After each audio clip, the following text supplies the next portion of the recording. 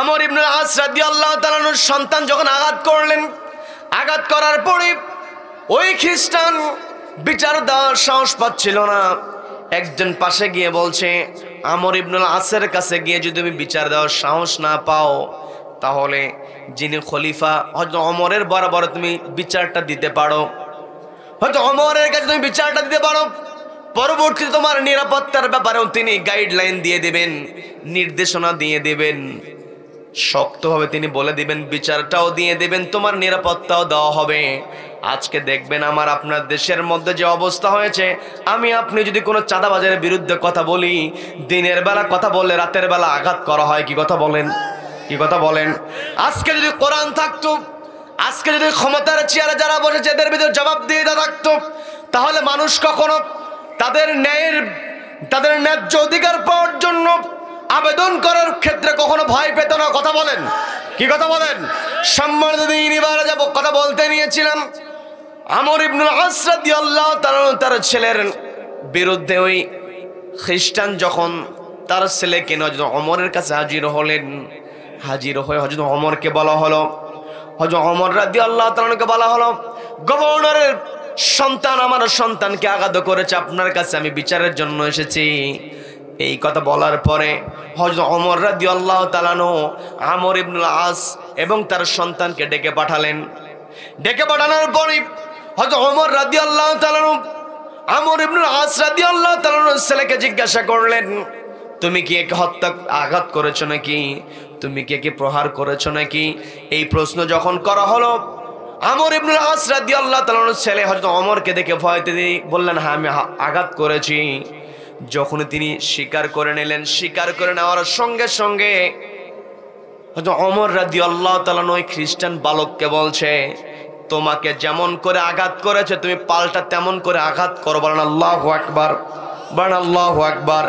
এটাই হলো ন্যায় বিচার। কি কথা বলেন? যখন সমাজের মধ্যে ন্যায় বিচার থাকবে, তখন আমার আপনার পক্ষে ভালো কাজ করা সহজ হবে, ভালো কাজের আদেশ দেওয়া সহজ হবে। যখন সমাজের মধ্যে ন্যায় বিচার থাকবে, তখন আমি আপনি অন্যায়ের বিরুদ্ধে কথা বলতে পারবো।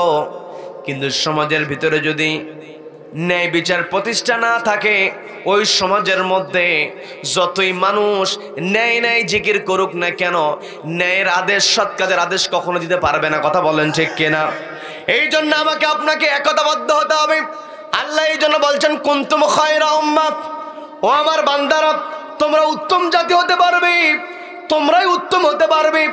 উম্মাহ তোমাদেরকে হতে হবে, তোমাদেরকে একত্রিত হতে হবে, একটা গোষ্ঠী হতে হবে। আউযু বিল্লাহি মিনাশ শাইতানির রাজীম। বিসমিল্লাহির রাহমানির রাহিম।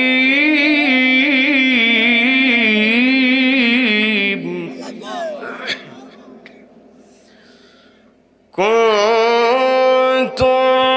খায়রা উম্মাতিন উখরিজাত লিন-নাসি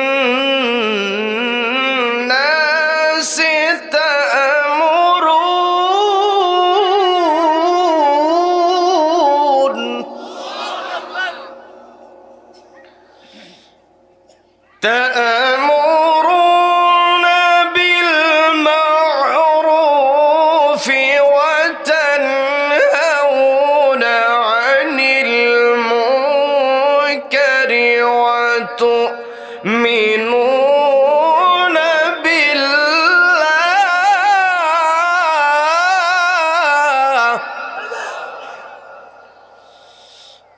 الله أكبر. بسم الله الرحمن الرحيم.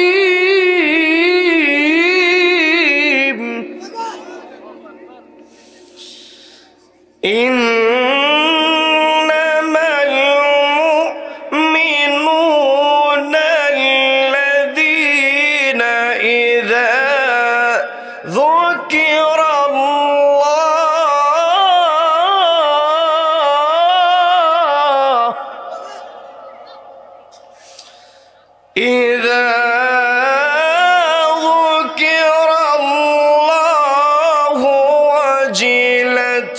قلوبهم وإذا تليت عليهم آياته زادتهم إيمانا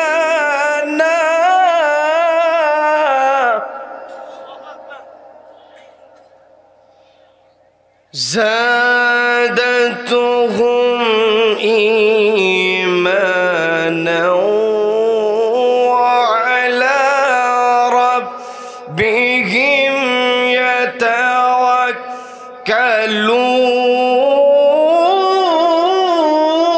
يتوكلون الله أكبر بسم الله الرحمن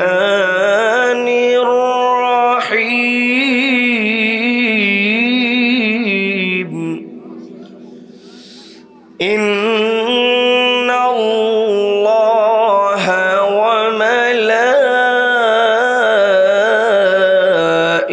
وملائكته يصلون على النبي يا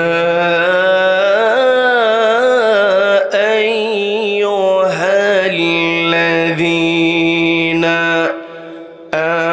آمنوا صلوا عليه وسلموا تسليما اللهم صل على محمد وعلى آل محمد كما صليت على إبراهيم وعلى آل إبراهيم إنك حميد مجيد সবাই পড়ুন اللهم بارك على محمد وعلى آل محمد كما باركت على إبراهيم وعلى آل إبراهيم إنك حميد مجيد আমি কোরআনের সুর মাঝে শুনেছি যে নাম আজানের সুর মাঝেও শুনেছি ও নাম আমি কোরআনের সুর মাঝে শুনেছি যে নাম আজানের সুর মাঝেও শুনেছি ও নাম শুনেছি আমি আমার হৃদয় হে রাসূল নবীজি তোমায় হে রাসূল ভুলিনি তোমায় আমরা কি রাসূলকে ভুলেছি রাসূলকে ভোলা যাবে বাংলাদেশের অন্যতম প্রসিদ্ধ জেলা সীমান্তবর্তী জেলা মেহেরপুর জেলার সদর উপজেলার আশরাফপুর যুব সমাজের উদ্যোগে আয়োজিত ঐতিহাসিক দিনব্যাপী তাফসীরুল কোরআন মাহফিলের আজকের এই রহমতপূর্ণ বরকতপূর্ণ দ্বীনি মজলিসের সম্মানিত সুযোগ্য অনারেবল প্রেসিডেন্ট সভাপতিত্ব করছেন আশরাফপুর বাইতুন নূর জামে মসজিদের সম্মানিত সভাপতি শ্রদ্ধাভাজন জনাব মোহাম্মদ নাজাত আলী সাহেব। আমার পূর্বে কথা বলেছেন বিশিষ্ট ইসলামী চিন্তাবিদ আলেমে দ্বীন মুফাসসির কোরআন আমার অত্যন্ত শ্রদ্ধাভাজন বড় ভাই হাফেজ মাওলানা ফিরাতুল ইসলাম নাঈম সাহেব। কথা বলেছেন বিশিষ্ট ইসলামী চিন্তাবিদ আলেমে দ্বীন হযরত মাওলানা মুহাম্মদ ইসমাইল হোসেন সাহেব সহ আমন্ত্রিত উলামায়ে কেরাম। উপস্থিত রয়েছেন গণ্যমান্য ব্যক্তিবর্গ, বিশেষ করে আমার সামনে বসে আছেন অত্র এলাকার পার্শ্ববর্তী এলাকা হতে আগত কোরআন প্রেমিক, নবী প্রেমিক, তাওহীদি জনতা। পর্দার অন্তরাল থেকে শুনছেন আমার অত্যন্ত শ্রদ্ধেয় মা এবং বোনেরা। আলোচনার সূচনায় আমি আপনাদেরকে অভিনন্দন জানাচ্ছি, মোবারকবাদ জ্ঞাপন করছি। রব্বুল আলামিনের শেখানো ভাষায় বলছি আসসালামু আলাইকুম ওয়া রাহমাতুল্লাহি ওয়া বারাকাতুহু।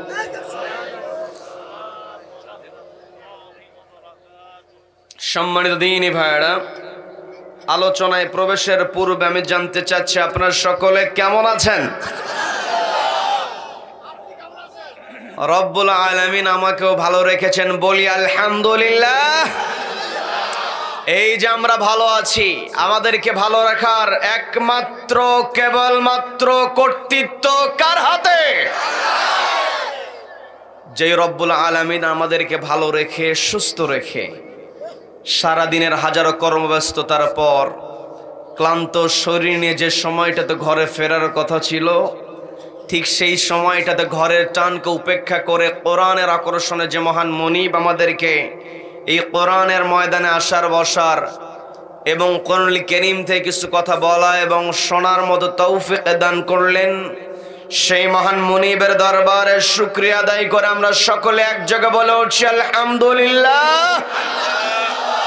আবারও বলছি আলহামদুলিল্লাহ। আল্লাহু আকবার। লা ইলাহা ইল্লাল্লাহু আল্লাহু আকবার ওয়ালিল্লাহিল হামদ ওয়ালিল্লাহিল হামদ।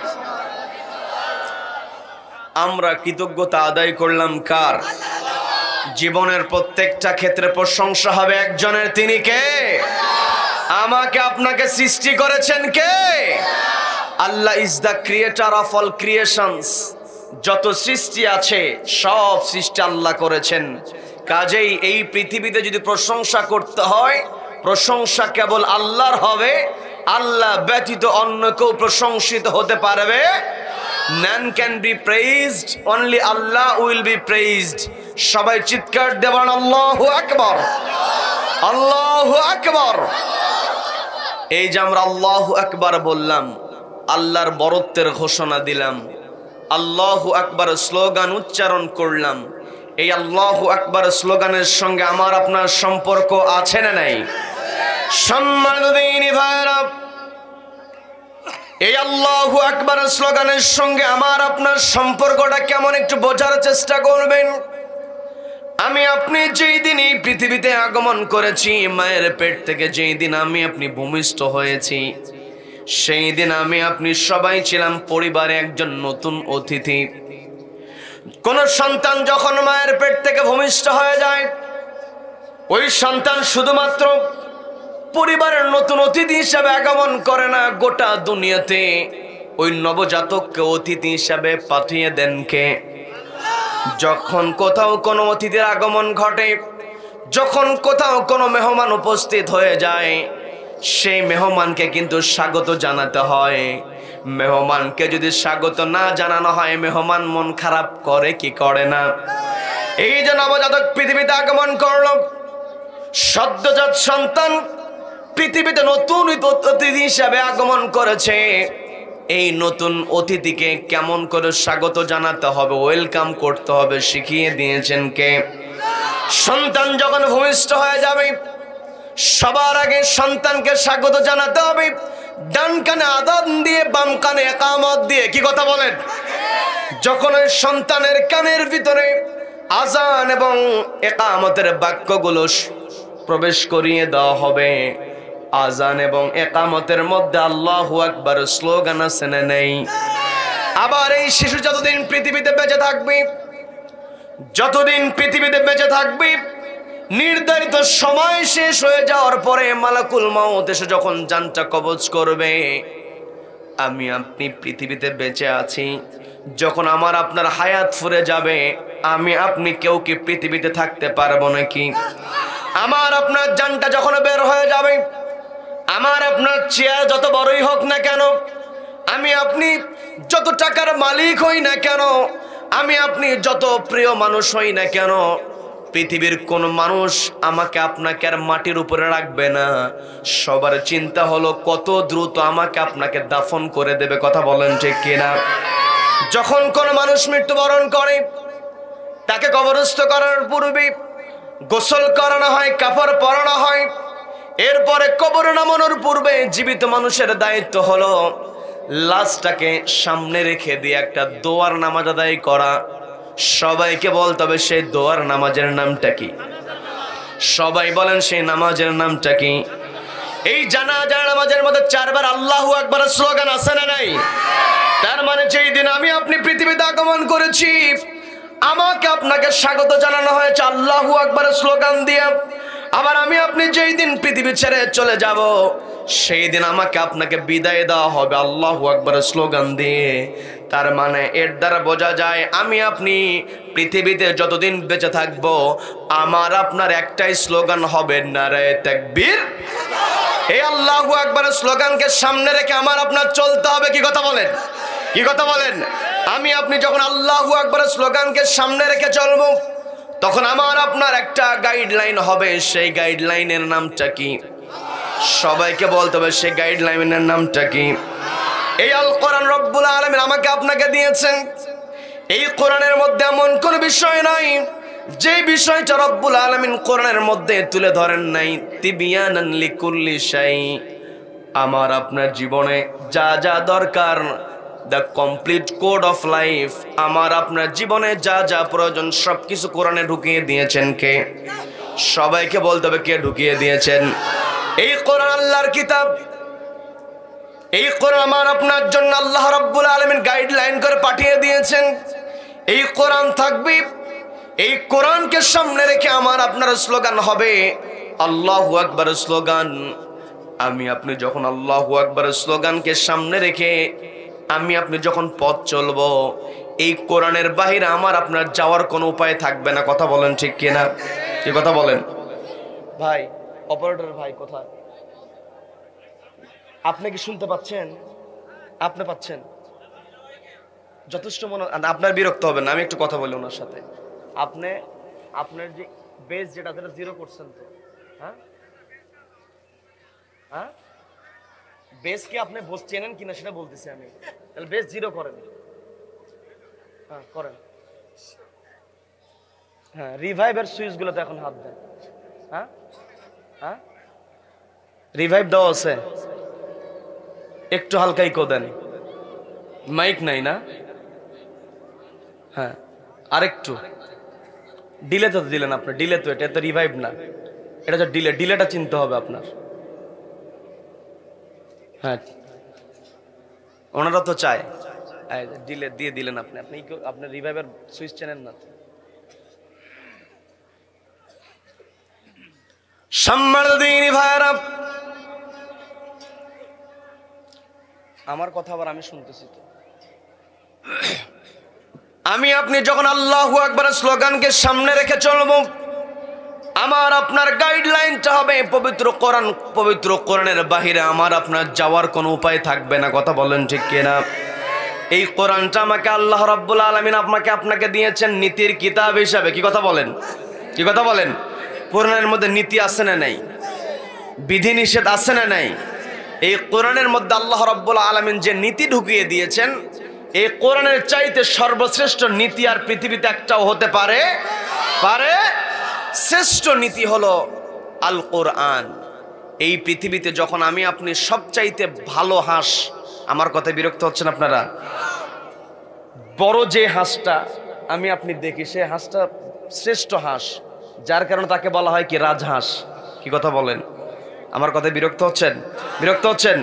যতটুকু আমার ভাইয়েরা করছে, আপনাদের চাইতে কষ্ট তো আমার বেশি হবে, তবুও আপনি একটু ধৈর্য সহকারে শোনেন। আল্লাহ আমাদের জন্য সবকিছু সহজ করে দিন, বলে না আমিন, বলে না আমিন। তো হাঁস যদি শ্রেষ্ঠ হাঁস হয়, সেই হাঁসকে বলা হয় রাজহাঁস। যখন আমি আপনি বড় কোনো বিল্ডিং দেখি, আমরা বলে ফেলি কি রাজপ্রাসাদ করেছে। বিল্ডিং যখন শ্রেষ্ঠ বিল্ডিং হয়ে যায়, সেই বিল্ডিংয়ের নাম হয়ে যায় রাজপ্রাসাদ। কি কথা বলেন? আর যেই মিস্ত্রিরা রাজপ্রাসাদ তৈরি করে, সেই মিস্ত্রিরা হলো শ্রেষ্ঠ মিস্ত্রি, এই জন্য ওদেরকে বলা হয় রাজমিস্ত্রি। কি কথা বলেন? আচ্ছা, রাজা যেই চেয়ারে বসে, সেই চেয়ার হলো শ্রেষ্ঠ চেয়ার, যার কারণে সেই চেয়ারকে বলা হয় রাজসিংহাসন। তার মানে হাঁস যদি শ্রেষ্ঠ হয়, সেটা হয় রাজহাঁস। প্রাসাদ যদি শ্রেষ্ঠ হয়, সেটা রাজপ্রাসাদ। মিস্ত্রি যদি শ্রেষ্ঠ হয়, রাজমিস্ত্রি। সিংহাসন যদি শ্রেষ্ঠ হয়, সেটা রাজসিংহাসন। নীতি যদি শ্রেষ্ঠ হয়, সেটাই হলো রাজনীতি। কি কথা বলেন? তার মানে যারা কোরআনের মধ্যে রাজনীতি খুঁজে পায় না, এদের সঙ্গে কোন কোরআনের সম্পর্ক নাই। কথা বলেন ঠিক কিনা? এরা যদি কোরআনের সঙ্গে সম্পর্ক রাখতো, এরাও কোরআনের রাজনীতি খুঁজে পেত। কি কথা বলেন? আমার দেশে চুরি ডাকাতি আছে না নাই? আছে না নাই? এখন চুরি বন্ধ করার জন্য নীতি আছে না নাই?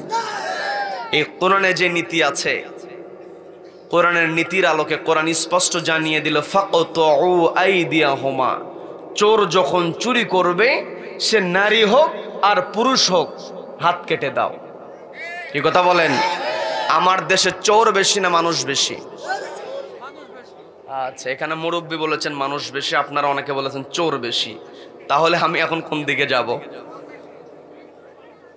আচ্ছা, মানুষ বেশি, কিন্তু চোরকে সহ্য করার মানুষ বেশি। কি কথা বলেন? আমি আপনি মুরগি চোর ধরা পড়ে, আমি নিজেই তো শুনতে পাচ্ছি না, আপনারা যে কেমন শুনছেন আমি বুঝতে পারছি না। আচ্ছা, থাক থাক থাক থাক থাক থাক থাক, দরকার নাই। আচ্ছা, যখন মুরগি চোর ধরা পড়ে, তারপরে জুতা চোর ধরা পড়ে, আমরা সবাই একত্রিত হয়ে সেইভাবে কি করে দেই আমরা? আচ্ছা, যখন মুরগি চোর ধরা পড়ে, গরু চোর ধরা পড়েছে, তারপরে জুতা চোর ধরা পড়েছে, আমরা সবাই এক জায়গায় একত্রিত হয়ে আচ্ছা গণধলাই দেই। কি কথা বলেন? জীবনে কাউকে আঘাত করে না, কিন্তু যখনই চোরকে গণধলাই দিচ্ছে, মুরগি চোর, ও চিন্তা করছে যেহেতু সবাই মারতেছে, আমি একটা থাপ্পড় মারি। কি কথা বলেন? কি কথা বলেন? মুরগি চোর গরু চোর যখন ধরা পড়ে, আমি আপনি গণধলাই দেই, কিন্তু আমার দেশে কলমের খোঁচা দিয়া লক্ষ লক্ষ কোটি কোটি টাকা যেই অফিসারগুলো আত্মসাৎ করে, ওই অফিসার যখন আমার আপনার সামনে চলে আসে, আমি আপনি গণধলাই দেই না, বরং ওদেরকে সালাম দেই। কি কথা বলেন? যতদিন পর্যন্ত মানব রচিত বিধান দিয়ে আইন আদালত পরিচালিত হবে, ততদিন পর্যন্ত বড় বড় চোরেরা সম্মান পাবে। আর যখন কোরআন দিয়ে যখন আদালত কায়েম হবে, তখন কোন অফিসারের পক্ষে কলমের খোঁচা দিয়া লক্ষ লক্ষ টাকা আত্মসাৎ করা সম্ভব হবে না। কথা বলেন ঠিক কিনা? এই কথাগুলো বললেই, কি কথা বলেন, বিগত কয়েক বছর এই মাহফিলটা হয় নাই। কি কথা বলেন? আজকে যারা মাহফিল বন্ধ করেছিল বিগত দিনে, আজকে তারা কোথায়? কি কথা বলেন? কি কথা বলেন?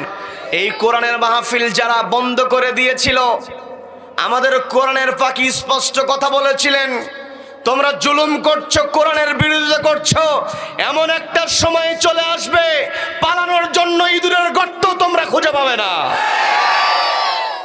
আজকে তাদের অবস্থা তাই হয়ে গিয়েছে। চেয়ারে বসার পরে মনে থাকে না মারা যাবে, আল্লাহর সামনে দাঁড়াতে হবে, এই কথাই ভুলে যায়। নামাজ পড়ে, তাহাজ্জুদ পড়ে, বিভিন্ন কথা আমরা শুনেছি। নামাজে যখন আমরা সূরা ফাতিহা তেলাওয়াত করি, সূরা ফাতিহার মধ্যে আমরা সুন্দর করে তেলাওয়াত করে মালিকি ইয়াউমিদ্দিন, বিচার দিবসের মালিককে, সবাইকে বলতে মালিককে।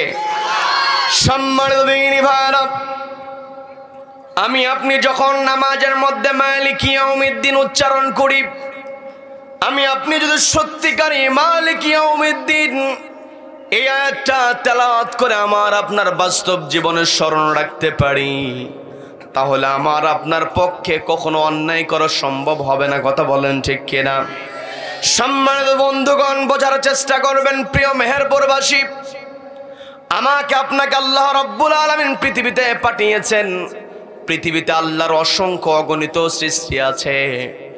সমস্ত সৃষ্টির মধ্যে রব্বুল আলামিন আমাকে আপনাকে শ্রেষ্ঠ সৃষ্টি বানিয়েছেন। বলেন না সুবহানাল্লাহ। আমাকে আপনাকে আল্লাহ রাব্বুল আলামিন সর্বশ্রেষ্ঠ সৃষ্টি বানিয়েছেন। আল্লাহ রাব্বুল আলামিন এই পৃথিবীতে আমাকে আপনাকে পাঠিয়েছেন। আমাকে আপনাকে পৃথিবীতে পাঠাবেন। পৃথিবীতে পাঠানোর পূর্বে ফেরেশতাদেরকে ডাক দিয়ে আল্লাহ বললেন, ইন্নী জাইলু ফিল আরদি খলিফা। ওগো আমার ফেরেশতারা, আমি পৃথিবীতে আমার প্রতিনিধি প্রেরণ করব। এই জায়গায় কথাগুলো একটু মনোযোগ দিয়ে বোঝার চেষ্টা করবেন। আল্লাহ বলছেন, ইন্নী জাইলু ফিল আরদি খলিফা, পৃথিবীতে আমি খলিফা প্রেরণ করব। এই জায়গাতে কিন্তু আল্লাহ নাস শব্দ ব্যবহার করেন নাই। এই জায়গায় আল্লাহ বানি আদম শব্দ ব্যবহার করেন না, আল্লাহ ব্যবহার করেছেন খলিফা। কি শব্দ? সবাই বলেন, সবাইকে বলতে কি শব্দ? আল্লাহ বললেন, ইন্নী জাইলু ফিল আরদি খলিফা। ফেরেশতাদেরকে আল্লাহ ডাক দিয়ে বলছেন, আমি পৃথিবীতে আমার প্রতিনিধি প্রেরণ করব, খলিফা পাঠাবো। ফেরেশতারা জবাব দিয়ে বলছে, আতাজালু ফিহা মান ইউফসিদু ফিহা ওয়া ইয়াসফিকুদ দিমা। ওগো আল্লাহ, পৃথিবীতে কি আপনি এমন কাউকে পাঠাবেন যারা সেখানে গিয়ে ফাসাদ তৈরি করবে, ফিতনা তৈরি করবে, ওয়া ইয়াসফিকুদ দিমা, তারা কি রক্ত ঝরাবে? এমন মানুষ আপনি পাঠাবেন।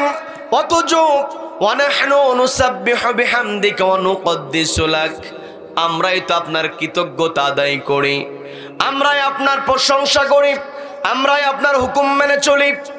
এই কথার দ্বারা ফেরেশতারা বুঝিয়েছে, পৃথিবীতে মানুষকে পাঠানোর পরে মানুষ যদি সেখানে ফাসাদ তৈরি করে, কাজেই পৃথিবীতে ফাসাদ তৈরি হোক এটা আমরা চাই না, আমরাই তো আপনার ইবাদত করি।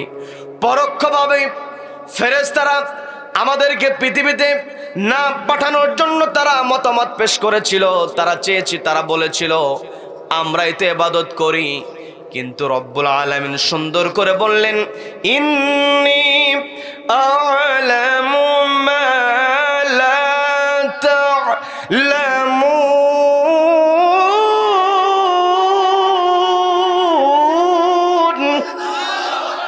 আল্লাহ বলছেন, আমার ফেরেশতারা, ইন্নী আ'লামু, আমি যা জানি, মা লা তা'লামুন, তোমরা তা জানো না। তার মানে এই পৃথিবীতে আল্লাহ রাব্বুল আলামিন আমাকে আপনাকে যেই দিন পাঠিয়েছেন, অর্থাৎ যেই দিন মানুষকে সৃষ্টি করা হয়েছে, যেই দিন আদম আলাইহিস সালাতু ওয়াস সালামকে সৃষ্টি করা হয়েছে, সেই দিন পৃথিবীর সৃষ্টির পূর্ণতা লাভ করেছে। বলেন আল্লাহু আকবার, বলেন আল্লাহু আকবার। এই পৃথিবী মানুষকে যদি তৈরি না করা হতো, পৃথিবীর সৃষ্টির পূর্ণতা লাভ করতো না।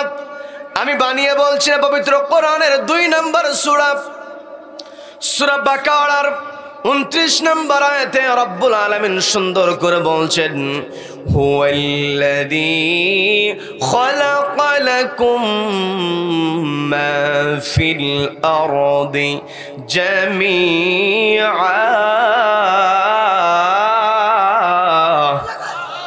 আল্লাহ বলছেন, হুয়াল্লাযী, তিনি হলেন সেই মহান সত্তা, খালাকা লাকুম, যিনি তৈরি করেছেন তোমাদের জন্য, মাহফিল আরদ, জমিনে যা আছে। এই জায়গায় অনেক শ্রদ্ধাভাজন আলেমে দিন আছেন, তাদের বোঝা সহজ হবে। আল্লাহ বলেন মাহফিল আরদ, জমিনে যা আছে। এই কথা বলে আল্লাহ বোঝাতে পারতেন পৃথিবীতে যা আছে সবকিছু তোমাদের জন্য তৈরি করা হয়েছে। আল্লাহ মাহফিল আরদ বলে থামেন নাই, আল্লাহ বললেন মাহফিল আরদি জামিআ, পৃথিবীর যা আছে তার সমস্ত কিছু তোমাদের জন্য তৈরি করা হয়েছে। বলেন না সুবহানাল্লাহ। এই পৃথিবীতে আল্লাহ রাব্বুল আলামিন আমার আপনার জন্য যা যা প্রয়োজন সবকিছু দিয়েছেন, তবে শর্ত হলো এই পৃথিবীতে আমাকে আপনাকে খলিফার দায়িত্ব পালন করতে হবে। কি কথা বলেন? আমি আপনি একা একা ইবাদত করলাম, নামাজ পড়লাম, রোজা রাখলাম, হজ করলাম, যাকাত দিলাম, আমি আপনি একা একা ইবাদত করে যদি মনে করি আমি জান্নাতে চলে যাব, না না, তো সহজ নয়। এই পৃথিবীতে আল্লাহ রাব্বুল আলামিন আমাকে আপনাকে পাঠিয়েছেন শুধুমাত্র ব্যক্তিগত জীবনে আমল করার জন্য নয়। ব্যক্তিগত জীবন, পারিবারিক জীবন, সামাজিক জীবন, রাষ্ট্রীয় জীবন, আন্তর্জাতিক অঙ্গন, প্রত্যেকটা জায়গায় আল্লাহর ইবাদত করতে হবে। কি কথা বলেন? আমি আপনি শুধুমাত্র মসজিদের মধ্যেই কোরআন নিয়ে থাকবো তা হবে না। মসজিদে যেমন কোরআন চলবে, মসজিদ থেকে বের হয়ে কোরআন চালাতে হবে। কি কথা বলেন? আমি আপনি যখন মায়ের পেটের মধ্যে ছিলাম, ওই মায়ের পেটের মধ্যে থাকাকালীন অবস্থায় বাহির থেকে কোনো নিয়ম কানুন আমাকে আপনাকে বড় করতে পারে নাই।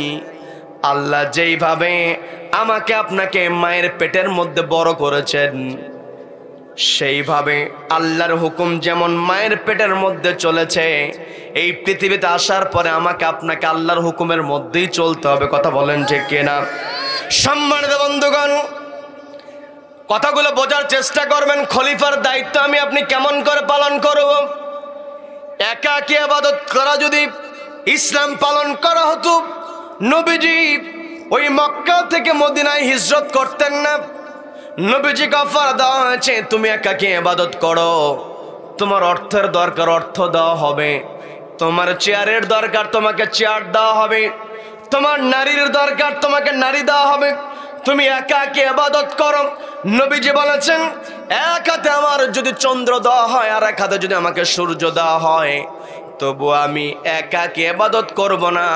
আল্লাহ আমাকে পৃথিবীতে এই কোরআনটাকে প্রতিষ্ঠিত করার জন্য যেইভাবে চলতে বলেছেন, আমি আল্লাহর হুকুম অনুযায়ী সেইভাবে চলব। সমাজের মধ্যে আল্লাহর বিধান বাস্তবায়ন করব। বলেন আল্লাহু আকবার। আর একটা বিষয়, আমরা তো কারবালার ঘটনা জানি, ইমাম হোসাইনের ঘটনা আমাদের অনেকের জানা আছে। যদি একাকী ইবাদত করে যদি আমার আপনার পার পাওয়ার কোনো উপায় থাকতো, তাহলে ইয়াজিদ যখন ইমাম হোসাইনকে প্রস্তাব পাঠিয়েছিল, ইমাম হোসাইনকে বলা হয়েছিল তুমি পৃথিবীর যে প্রান্তেই থাকো সেখানেই তোমার কোনো কিছুই করা হবে না, তুমি একাকী ইবাদত করো। তবে শর্ত হলো তুমি ইয়াজিদের হাতে বায়াত হও আর না হও, ইয়াজিদের বিরুদ্ধে তুমি কোনো কথা বলবে না। ইমাম হোসাইন বলেছেন, যতদিন আমার দেহে রক্ত থাকবে ততদিন আমি অন্যায়ের প্রতিবাদ করব। বলেন আল্লাহু আকবার। আমার আপনার দায়িত্ব, আমি আপনি যদি আল্লাহর খলিফা হিসেবে পৃথিবীতে চলতে চাই, আমার আপনার খেলাফতের দায়িত্ব কেমন করে পালন করতে হবে, আমি আমার আলোচনার সূচনায় পবিত্র কোরআনের 3 নম্বর সূরা, সবাইকে বলতে হবে কত নম্বর সূরা? সবাই একটু কষ্ট করে বলেন কত নম্বর সূরা? সূরা আলে ইমরানের 110 নম্বর আয়াতের সামনের একটা অংশ আমি তেলাওয়াত করেছি। এর সঙ্গে সূরা আনফালের 8 নম্বর সূরা আনফালের 2 নম্বর আয়াতে কারিমা তেলাওয়াত করেছি। এই দুইটা আয়াতকে সমন্বয় করে কেমন করে খেলাফতের দায়িত্ব পালন করা দরকার, কেমন করে আল্লাহর প্রতিনিধি হিসেবে পৃথিবী ইবাদত করা দরকার, একটু কথা বলবো। আল্লাহ আমাদেরকে আমল করার নিয়তে বলার এবং শোনার তৌফিক দান করুন। বলেন আমিন, বলেন আমিন। সম্মানিত দিনী ভাইরা, আল্লাহ রাব্বুল আলামিন আমাকে আপনাকে ডাক দিয়ে বলছেন, কুনতুম খায়রা উম্মাতিন উখরিজাত লিন-নাসি تأمرون بالمعروف وتنهون عن المنكر وتؤمنون بالله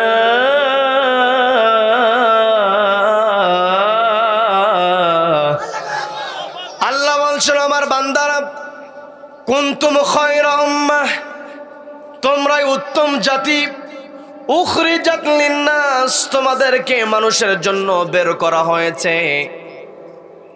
তার মানে এই পৃথিবীতে আমাকে আপনাকে পাঠানো হয়েছে মানুষের জন্য কাজ করার জন্য। কথা বলেন ঠিক কিনা? আমার আপনার দায়িত্ব হলো মানুষের জন্য আমাকে আপনাকে কাজ করতে হবে।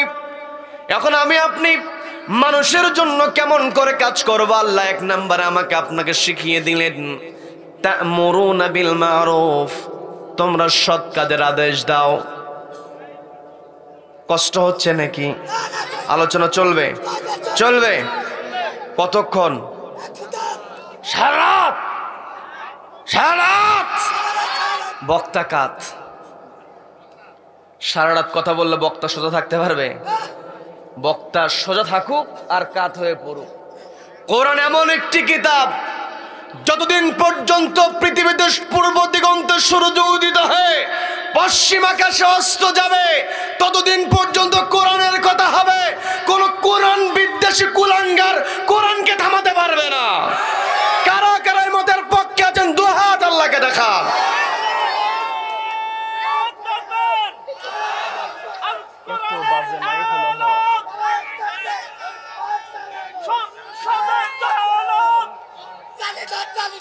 আল্লাহ আমাদের সকল কবুল করেন, বলে না আমিন, বলে না আমিন, বলে না আমিন। সম্মানিত দিনী ভাইরা, আমার আপনার দায়িত্ব হলো তা'মুরুনা বিল মা'রুফ, আমাকে আপনাকে সৎ কাজের আদেশ দিতে হবে। ওয়া তানহাউনা আনিল মুনকার, অসৎ কাজে বাধা প্রদান করতে হবে। ওয়া তু'মিনুনা বিল্লাহ, ঈমান আনতে হবে কার উপরে? আল্লাহর উপরে। আমার আপনার ঈমান যদি থাকে, ইমানদারের বৈশিষ্ট্য কেমন হওয়া দরকার কোরআনে আছে না নাই? সবাইকে বলতে পারছে না নাই? আল্লাহ রাব্বুল আলামিন সুন্দর করে বলছেন, ইন্নামাল মুমিনুনা আল্লাযীনা ইযা যুকিরাল্লাহু ওয়াজিলাত কুলুবুহুম ওয়া ইযা তুলিয়াত আলাইহিম আয়াতুহু যাদাতুহুম ঈমানাও ওয়া আলা রাব্বিহিম ইয়াতাওয়াক্কালুন। আল্লাহ বলছেন, ইন্নামাল মুমিনুন, তারাই হলো মুমিন, আল্লাযীনা ইযা যুকিরাল্লাহ, যখন মুমিন বান্দার সামনে আল্লাহর নাম উচ্চারিত হয়, ওয়াজিলাত কুলুবুহুম, অন্তরটা আল্লাহর ভয়ে কেঁপে ওঠে। তার মানে আমার আপনার অন্তরে যদি ঈমান থাকে, আমি আপনি যদি মুমিন বান্দা হতে পারি, আমার আপনার এক নাম্বার বৈশিষ্ট্য হতে হবে, আমাকে আপনাকে একমাত্র ভয় করতে হবে কাকে? সবাইকে বলতে ভয় করতে হবে কাকে? দ্বিতীয় নাম্বার যে বৈশিষ্ট্য, আল্লাহ রাব্বুল আলামিন বলেন, ওয়া ইযা তুলিয়াত আলাইহিম আয়াতুহু যাদাতুহুম ঈমানা, যখন ঈমানদার বান্দার সামনে কোরআন থেকে তেলাওয়াত করা হবে, কোরআনের তাফসীর করা হবে, যাদাতুহুম ঈমানা, ঈমানদার বান্দার ঈমান বৃদ্ধি পেয়ে যাবে। কথা বলেন ঠিক কিনা? যারা ঈমানদার বান্দা হবে, কোরআন শুনলে ওদের ঈমান বাড়বে। আর যারা কোরআন সহ্য করতে পারবে না, যারা কোরআনটাকে মেনে নিতে পারবে না, কোরআন তেলাওয়াত করলে, কোরআন তেলাওয়াতের আলোচনা করলে, কোরআনের তাফসীর করলে ওদের ভিতরে জ্বালা শুরু হয়ে যাবে। কথা বলেন ঠিক কিনা? এই জায়গাতে আমার আপনার পার্থক্য, যারা ঈমানদার বান্দা হবে তারা নিজেরা কোরআন তেলাওয়াত করবে এবং বেশি বেশি করে কোরআন তেলাওয়াত হোক সেই ব্যবস্থা করবে। আর যারা কোরআনকে মানবে না, যারা ঈমানদার হতে পারবে না, কোরআনকে যারা সহ্য করবে না, এরা বিপরীতটা করবে, কোরআনটাকে বন্ধ করার চেষ্টা করবে। কথা বলেন ঠিক কিনা? কিন্তু যতই তারা কোরআনকে থামিয়ে দেওয়ার চেষ্টা করুক না কেন, মুমিন বান্দার ঈমান যখন বৃদ্ধি পেয়ে যাবে, ওয়া আলা রাব্বিহিম ইয়াতাওয়াক্কালুন, মুমিন বান্দা তাওয়াক্কুল করবে কার উপরে? যখন মুমিন বান্দা আল্লাহর উপরে তাওয়াক্কুল করে কোরআনের প্রচার প্রসার চালাবে, ওই বাতিল শক্তি যতই চেষ্টা করুক না কেন, কোরআনওয়ালাদেরকে কখনো থামাতে পারবে না। কথা বলেন। এই যে আজকে আমরা এই জায়গায় একত্রিত হয়েছি, তাফসীরুল কোরআন মাহফিল, এই তাফসীরুল কোরআন মাহফিল নামটা দেওয়া হয়েছে, আমাদেরকে মুফাসসির বলা হয়। আসলে এই বাংলাদেশে প্রকৃত মুফাসসিরের নাম যদি উচ্চারিত হয়, তিনি হলেন শহীদ আল্লামা দেওয়ার হোসেন সাঈদী রাহমাতুল্লাহ আলাইহি। কথা বলেন ঠিক কিনা? তিনি যখন কোরআন থেকে আলোচনা করেছেন, বাতিল শক্তি সহ্য করতে পারে নাই। কি কথা বলেন? এত সুন্দর করে তিনি কোরআনের থেকে আলোচনা করেছেন। একজন কৃষকের সামনে কেমন করে আলোচনা করা দরকার, কৃষক তার আলোচনা বুঝেছে। আবার একজন ডাক্তারের সামনে হিউম্যান স্ট্রাকচার নিয়ে কেমন করে আলোচনা করা দরকার, আমাদের কোরআনের পাখি কোরআন থেকে সেইভাবে মানব দেহ নিয়ে আলোচনা করেছেন। কথা বলেন ঠিক কিনা? একজন মহাকাশ বিজ্ঞানীর সামনে মহাকাশ নিয়ে কেমন করে আলোচনা করা দরকার, আমাদের কোরআনের পাখি মহাকাশ থেকেও সুন্দর করে আলোচনা করেছেন। কি কথা বলেন? দেশের সচিবালয়ের সচিব কেমন করে তার দায়িত্ব পালন করবে, ওই সচিবালয়ের জন্য কেমন করে ওয়াজ করা দরকার, আমাদের কোরআনের পাখি সেইভাবে করেছেন। কোরআনের পাখি তার আলোচনার মধ্যে যে মেসেজটা ছিল, আল্লাহর জমিনে শুধুমাত্র আল্লাহর বিধান চলবে, আল্লাহর বিধান ছাড়া অন্য কোনো বিধান চলবে না, এই কথা বলাই ছিল আমাদের কোরআনের পাখির অপরাধ। কথা বলেন ঠিক কিনা? কোরআনের পাখি যখন এক মানুষকে কোরআনের দিকে আহ্বান করেছেন, বাতিল শক্তি সহ্য করতে পারে নাই, তার কোরআনকে থামিয়ে দেওয়ার চেষ্টা করেছে, তাফসির মাহফিল বন্ধ করার চেষ্টা করেছে, কিন্তু শেষ পর্যন্ত ওরা তাফসির মাহফিল বন্ধ করতে পারে নাই, বরং যারা তাফসির মাহফিল করেছে আজকে তারা পালাতে বাধ্য হয়েছে। কথা বলেন ঠিক কিনা? সম্মানিত দিনী ভাইরা, আল্লাহ এই জন্য বলেন ওয়া আলা রাব্বিহিম ইয়াতাওয়াক্কালুন, মুমিন বান্দা যারা হবে তারা তাওয়াক্কুল করবে আল্লাহর উপরে। আমি আপনি যখন আল্লাহর উপর তাওয়াক্কুল করতে পারবো, আল্লাহ আমাকে আপনাকে দায়িত্ব দিলেন তা'মুরুনা বিল মা'রুফ, তোমরা সৎ কাজের আদেশ দাও, ওয়া তানহাউনা আনিল মুনকার, অসৎ কাজে তোমরা বাধা প্রদান করো। যখন আমি আপনি সৎ কাজের আদেশ দেব, অসৎ কাজে বাধা প্রদান করব, আমার আপনার বিরুদ্ধে ষড়যন্ত্র হবে। কি কথা বলেন? কি কথা বলেন? কিন্তু ষড়যন্ত্রকারীরা ষড়যন্ত্র করে আমাকে আপনাকে কখনো থামাতে পারবে না। এই কোরআনের দাওয়াত দেওয়ার কারণে নবীজিকে বন্দী অবস্থায় থাকতে হয়েছে। কি কথা বলেন? নবীজির সাহাবীদেরকে জীবন দিতে হয়েছে, নবীজির সাহাবীরা হাসতে হাসতে ফাঁসির মঞ্চে চলে গিয়েছেন। কি কথা বলেন? নবীজির সাহাবীরা যুদ্ধের ময়দানে যুদ্ধ করতে গিয়েছেন, নিজেদের জীবনটা বিলিয়ে দিয়েছেন। আমি বলতে নিয়েছিলাম আমাদের কোরআনের পাখির কথা। কোরআনের পাখিকে যখন বন্দী অবস্থায় রেখে দেওয়া হলো, আপনাদের জানা কথা, আমি বিস্তারিত বলে সময়টা ক্ষেপণ করব না, শুধু বোঝানোর চেষ্টা করব। আমি আপনি যখন আল্লাহর উপরে তাওয়াক্কুল করতে পারবো, আমার আপনার বিষয়গুলো বুঝতে হবে। সেটা হলো আমাদের কোরআনের পাখিকে যখন বন্দী অবস্থায় রেখে দেওয়া হয়েছে, তখন তার বয়স ছিল 70 বছর। সবাইকে বলতে হবে কত বছর? সবাই বলেন কত বছর? 70 বছর বয়সে তাকে বন্দী অবস্থায় রেখে দেওয়া হয়েছে। আমরা তো এখানে হাজার হাজার মানুষ, আমাদের মধ্যে 70 বছর বয়সী মানুষ তো আমি আপনি খুঁজেই পাবো না, পাইলেও হাতে গোনা কয়েকজন। কি কথা বলেন? কি কথা বলেন?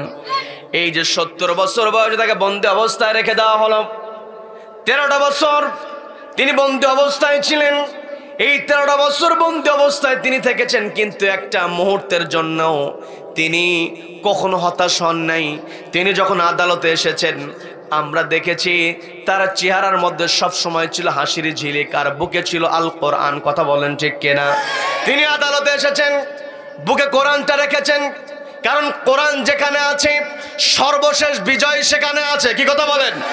আমাদের কোরআনের পাখি সর্বশেষ বিজয় নিয়েই তিনি দুনিয়া থেকে বিদায় হয়েছেন। সেটা হলো যেই দিন তাকে 83 বছর বয়সে শেষ পর্যন্ত তাকে ইনজেকশন পুশ করে হত্যা করা হলো।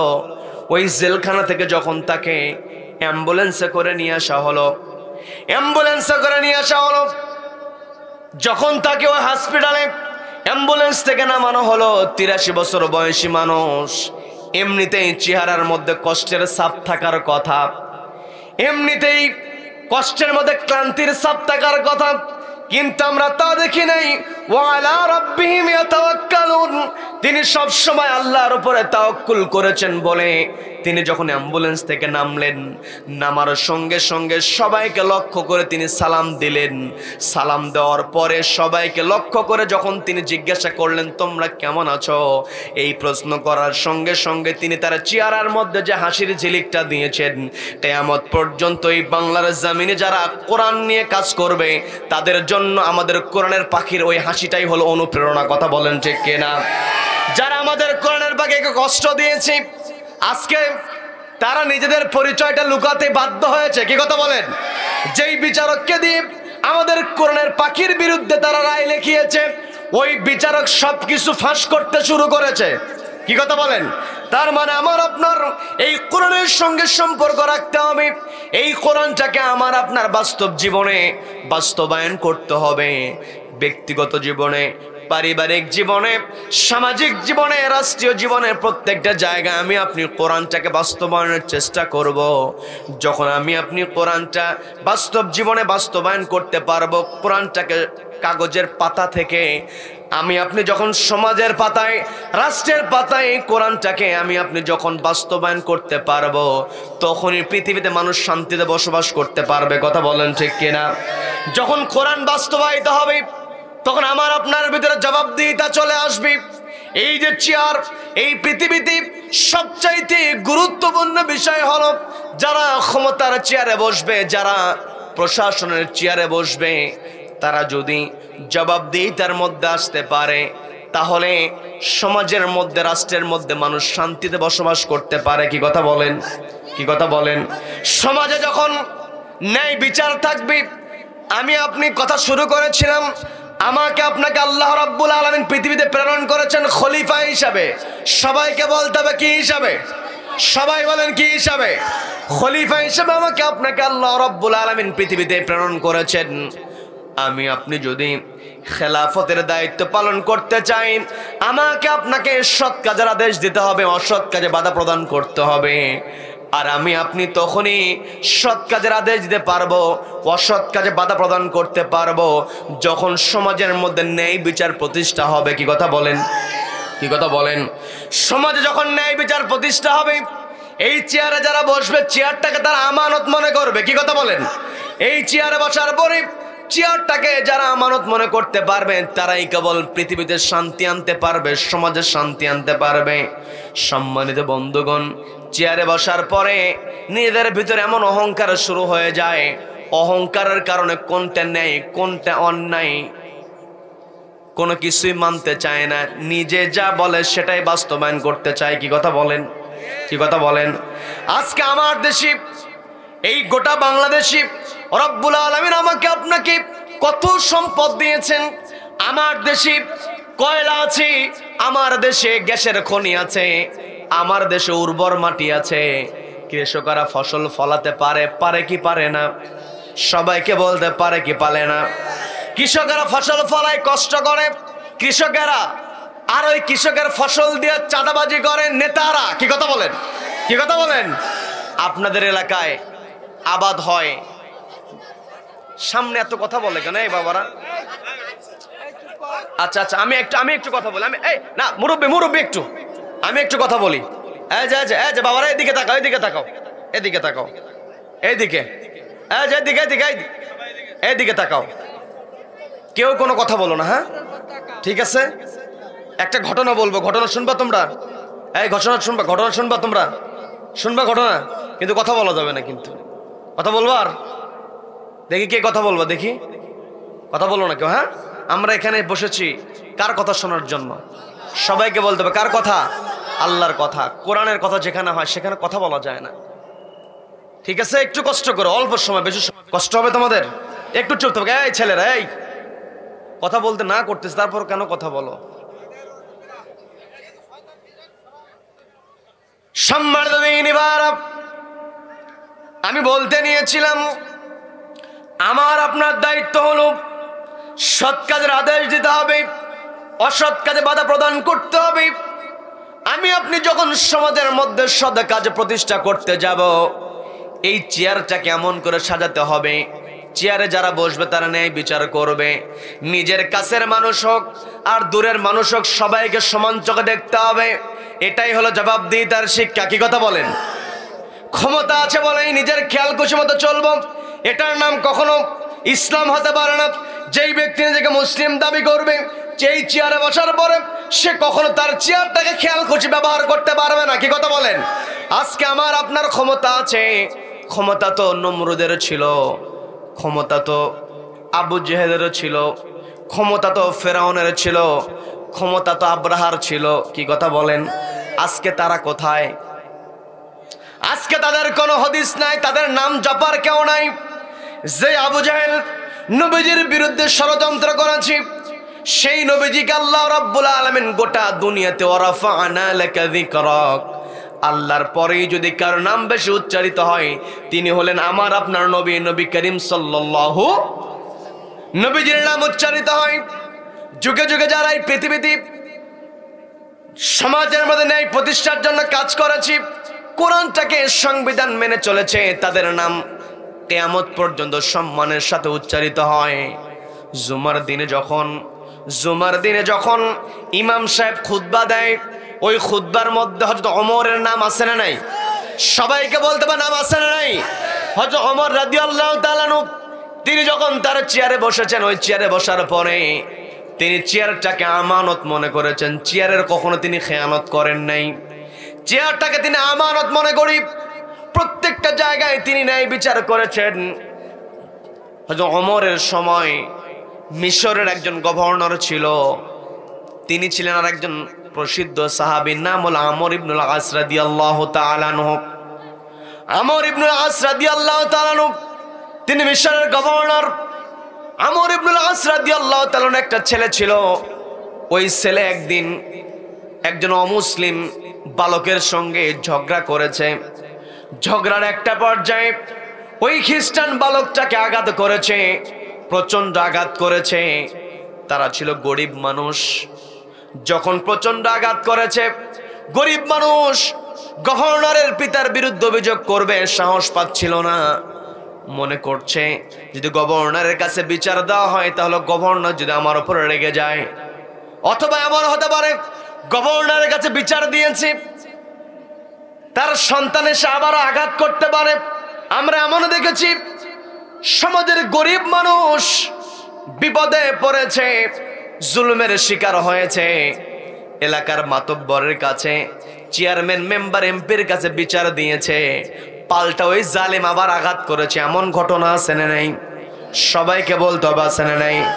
সম্মানিত বন্ধুগণ, আমর ইবনুল আস রাদিয়াল্লাহু তাআলা আনহুর সন্তান যখন আঘাত করলেন, আঘাত করার পরে ওই খ্রিস্টান বিচার দেওয়ার সাহস পাচ্ছিল না। একজন পাশে গিয়ে বলছে, আমর ইবনুল আসের কাছে গিয়ে যদি তুমি বিচার দেওয়ার সাহস না পাও, তাহলে যিনি খলিফা হযরত ওমরের বরাবর তুমি বিচারটা দিতে পারো। হয়তো ওমরের কাছে তুমি বিচারটা দিতে পারো, পরবর্তীতে তোমার নিরাপত্তার ব্যাপারেও তিনি গাইডলাইন দিয়ে দিবেন, নির্দেশনা দিয়ে দিবেন, শক্তভাবে তিনি বলে দিবেন, বিচারটাও দিয়ে দিবেন, তোমার নিরাপত্তাও দেওয়া হবে। আজকে দেখবেন আমার আপনার দেশের মধ্যে যে অবস্থা হয়েছে, আমি আপনি যদি কোনো চাঁদাবাজের বিরুদ্ধে কথা বলি, দিনের বেলা কথা বললে রাতের বেলা আঘাত করা হয়। কি কথা বলেন? কি কথা বলেন? আজকে যদি কোরআন থাকতো, আজকে যদি ক্ষমতার চেয়ারে যারা বসেছে এদের ভিতরে জবাব দিয়ে থাকতো, তাহলে মানুষ কখনো তাদের ন্যায্য অধিকার পাওয়ার জন্য আবেদন করার ক্ষেত্রে কখনো ভয় পেত না। কথা বলেন? কি কথা বলেন? সম্মানিত দিনী ভাইরা, যাব কথা বলতে নিয়েছিলাম, আমর ইবনুল আস রাদিয়াল্লাহু তাআলা তার ছেলের বিরুদ্ধে ওই খ্রিস্টান যখন তার ছেলেকে হযরত ওমরের কাছে হাজির হলেন, হাজির হয়ে হযরত ওমরকে বলা হলো, হযরত ওমর রাদিয়াল্লাহু তাআলাকে বলা হলো, গভর্নরের সন্তান আমার সন্তানকে আঘাত করেছে, আপনার কাছে আমি বিচারের জন্য এসেছি। এই কথা বলার পরে হযরত ওমর রাদিয়াল্লাহু তাআলা আমর ইবনুল আস এবং তার সন্তানকে ডেকে পাঠালেন। ডেকে পাঠানোর পরে হযরত ওমর রাদিয়াল্লাহু তাআলা আমর ইবনুল আস রাদিয়াল্লাহু তাআলার ছেলেকে জিজ্ঞাসা করলেন, তুমি কি একে আঘাত করেছো নাকি? তুমি কি একে প্রহার করেছো নাকি? এই প্রশ্ন যখন করা হলো, আমর ইবনুল আস রাদিয়াল্লাহু তাআলার ছেলে হযরত ওমরকে দেখে ভয়তে বললেন, হ্যাঁ আমি আঘাত করেছি। যখন তিনি স্বীকার করে নিলেন, স্বীকার করে নেওয়ার সঙ্গে সঙ্গে হযরত ওমর রাদিয়াল্লাহু তাআলা ওই খ্রিস্টান বালককে বলছে, তোমাকে যেমন করে আঘাত করেছে তুমি পাল্টা তেমন করে আঘাত করো। বলেন আল্লাহু আকবার, বলেন আল্লাহু আকবার। এটাই হলো ন্যায় বিচার। কি কথা বলেন? যখন সমাজের মধ্যে ন্যায় বিচার থাকবে, তখন আমার আপনার পক্ষে ভালো কাজ করা সহজ হবে, ভালো কাজের আদেশ দেওয়া সহজ হবে। যখন সমাজের মধ্যে ন্যায় বিচার থাকবে, তখন আমি আপনি অন্যায়ের বিরুদ্ধে কথা বলতে পারবো। কিন্তু সমাজের ভিতরে যদি ন্যায় বিচার প্রতিষ্ঠা না থাকে, ওই সমাজের মধ্যে যতই মানুষ ন্যায় ন্যায় জিকির করুক না কেন, ন্যায়ের আদেশ, সৎ কাজের আদেশ কখনো দিতে পারবে না। কথা বলেন ঠিক কিনা? এই জন্য আমাকে আপনাকে একতাবদ্ধ হতে হবে। আল্লাহ এই জন্য বলছেন, কুনতুম খায়রা উম্মাহ, ও আমার বান্দারা, তোমরা উত্তম জাতি হতে পারবে, তোমরাই উত্তম হতে পারবে। উম্মাহ তোমাদেরকে হতে হবে, তোমাদেরকে একত্রিত হতে হবে, একটা গোষ্ঠী হতে হবে, একতাবদ্ধ হতে হবে। আজকে আমার দেশে আমি আপনি প্রকৃত স্বাধীনতা এখনো পাই নাই। কি কথা বলেন? কি কথা বলেন? 47 সালে আমাদের এই দেশ থেকে ব্রিটিশরা চলে গিয়েছে, 71-এ পাকিস্তানি হানাদারেরা চলে গিয়েছি, সর্বশেষ 2024 সালে যেই অভ্যুত্থানটা হয়েছে, এই অভ্যুত্থানের দ্বারা ভারতীয় আগ্রাসন একটু নড়বড়ে হয়েছে। কি কথা বলেন? আমি আপনি 47-এ ব্রিটিশদের কাছ থেকে স্বাধীন হলেও ভারতীয়দের কাছ থেকে স্বাধীন হতে পারে নাই। কি কথা বলেন? আমি আপনি 71 সালে পাকিস্তানিদের কাছ থেকে স্বাধীন হলেও ওই ভারতের আমাদেরকে চতুর্পাশে বেষ্টন করে রেখেছে। কি কথা বলেন? ওদের যে আগ্রাসন, এই যে গণ অভ্যুত্থানটা হয়েছে, ছাত্র জনতার সামনের কাতারে এসেছে। ওই ছাত্র জনতার সামনের কাতারে যখন এসে অন্যায়ের বিরুদ্ধে প্রতিবাদ করেছে, এই অন্যায়ের বিরুদ্ধে প্রতিবাদ করাটা মূলত কার হুকুম? সবাইকে বলতে হবে কার হুকুম? আল্লাহ বলেন আতানহাউনা আনিল মুনকার, যেখানেই তোমরা অন্যায় দেখবে, যেখানেই তোমরা অপকর্ম দেখবে, সেখানেই তোমরা বাধা প্রদান করবে। তার মানে আমি আপনি এই যে অভ্যুত্থানটা হলো, এই অভ্যুত্থানের ফলে ভারতীয় আগ্রাসনটা নড়বড়ে হয়েছে, কিন্তু এখনো ভারতীয় আগ্রাসন কিন্তু আমার দেশ থেকে নির্মূল হয় না। এখনো ষড়যন্ত্র আছে না নাই? সবাইকে বলতে হবে ষড়যন্ত্র আছে না নাই? আমার এই দেশটাকে, আমার আপনার সোনার বাংলাদেশকে সাজাতে হলে আমাকে আপনাকে ঐক্যবদ্ধ হয়ে ওই আগ্রাসনের বিরুদ্ধে আমাকে আপনাকে রুখে দাঁড়াতে হবে। কি কথা বলেন? সম্মানিত দিনী ভাইরা, আমার আপনার দায়িত্ব হলো, আমার আপনার চিন্তা হলো, এই পৃথিবীতে আমাকে আপনাকে আল্লাহ রাব্বুল আলামিন খলিফা হিসেবে প্রেরণ করেছেন। আমার আপনার দায়িত্ব, আমার আপনার খেলাফতের দায়িত্ব পালন করতে হবে, সমাজের মধ্যে ন্যায় বিচার প্রতিষ্ঠা করতে হবে। হযরত ওমরের ঘটনা বলতে নিয়েছিলাম। হযরত ওমর রাদিয়াল্লাহু তাআলা আনহু শুধুমাত্র গভর্নরের ছেলের ব্যাপারে যে ন্যায় বিচার করেছেন তা নয়। হযরত ওমর রাদিয়াল্লাহু তাআলা একটা ঘটনা আছে, বলবো নাকি মোনাজাত দেব? শেষ করে দেয় নাকি? লোকজন তো উঠে যাচ্ছে।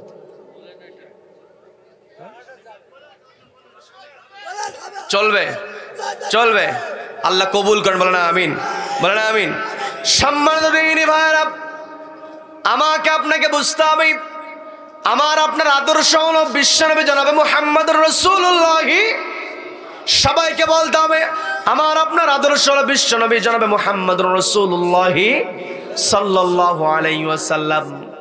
আমি আপনি যখন নবীজিকে আদর্শ হিসাবে মানতে পারবো, তবে আমার আপনার পক্ষে সৎ কাজের আদেশ দেওয়া সহজ হবে। আমি আপনি যখন নবীজিকে নেতা হিসেবে মানতে পারবো, নবীজির আদর্শ যখন আমি আমার বাস্তব জীবনে, আপনার বাস্তব জীবনে আপনি আমল করতে পারবেন, আমার আপনার পক্ষে তখনই সমাজের মধ্য থেকে অন্যায় দূর করা সম্ভব হবে। কি কথা বলেন? নবীজির আদর্শ আমি আপনি নামের সামনে মুহাম্মদ লাগায়া দিলাম, এর নাম কিন্তু নবীজির আদর্শ নয়। কি কথা বলেন? নবীজির আদর্শ কেমন করে মানতে হবে একটু বোঝার চেষ্টা করবেন। আমি আপনি সমাজের মধ্যে ন্যায় বিচার যদি প্রতিষ্ঠা করতে চাই, তাহলে সবার আগে আমার আপনার নবীজির আদর্শগুলো আমার আপনার ভিতরে ঢুকাতে হবে। আমার আপনার নবী বিশ্বনবী জনাবে মুহাম্মদুর রাসূলুল্লাহ সাল্লাল্লাহু আলাইহি ওয়াসাল্লাম, তিনি নবুয়ত প্রাপ্ত হয়েছেন কত বছর বয়সে? সবাই বলেন কত বছর? 40 বছর বয়সে তিনি নবুয়ত লাভ করলেন। আনুষ্ঠানিকভাবে তিনি রিসালাতের দায়িত্ব পালন করলেন 40 বছর বয়সে। কিন্তু আমার আপনার নবীজি 40 বছর বয়সে উপনীত হওয়ার পূর্বে নবীজি একটা উপাধি লাভ করেছিলেন। সেই উপাধির নাম কি? সবাই বলেন আল আমিন। তার মানে আমার আপনার নবী হওয়ার পূর্বে আল আমিন উপাধি পেয়েছেন। আমার আপনার নবী হওয়ার পূর্বে আস-সাদিক উপাধি পেয়েছেন।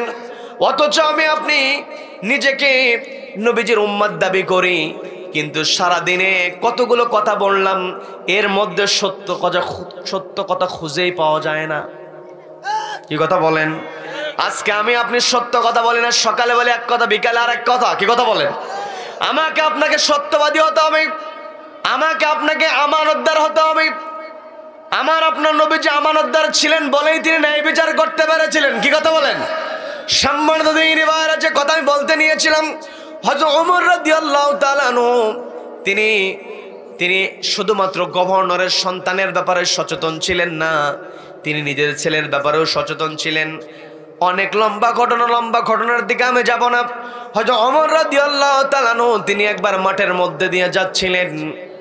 যখন তিনি মাঠের মধ্যে দিয়ে যাচ্ছেন, এমত অবস্থায় তিনি মাঠের মধ্যে লক্ষ্য করলেন কতগুলো উট সেখানে ঘাস খাচ্ছে। কতগুলো উটের দিকে তিনি লক্ষ্য করলেন। লক্ষ্য করতে গিয়ে তিনি একটা বিষয় খেয়াল করে দেখলেন, একটা উট অপেক্ষাকৃত একটু মোটা তাজা, একটু হৃষ্টপুষ্ট। যখন আমি আপনি আপনার গ্রামের দিকে যদি খেয়াল করি, কেউ যদি কারো গরুটাকে একটু মোটা তাজা করতে পারে, মানুষ গিয়ে কিন্তু তার কাছ থেকে পরামর্শ নেয় যে তুমি কেমন করে গরুকে খাওয়াও, কেমন করে পরিচর্যা করো, জিজ্ঞাসা করে কি করে না? সবাইকে বলতে হবে করে কি করে না।